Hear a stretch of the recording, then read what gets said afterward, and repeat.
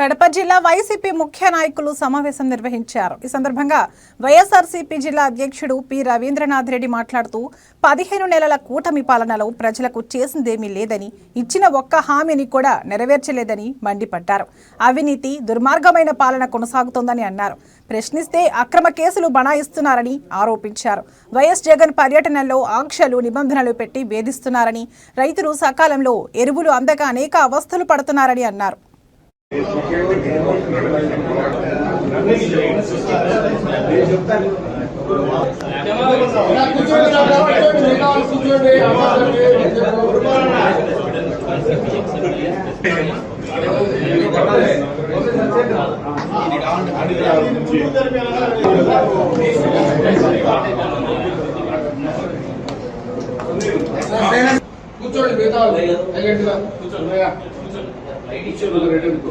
Writing రాదు, కూర్చోండి దయచేసి.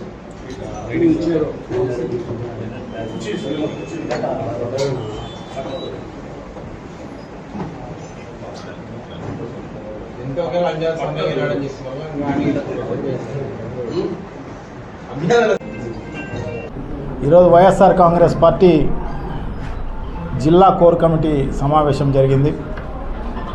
ఈ సమావేశంలో నియోజకవర్గ సంబంధించిన ఇన్ఛార్జీలందరూ, ఎమ్మెల్యేలు, ఎమ్మెల్సీలు,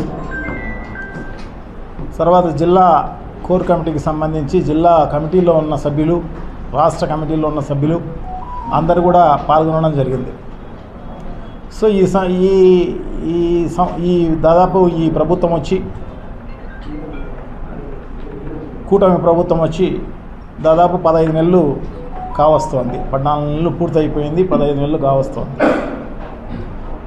సో ఈ 14-15 నెలల కాలంలో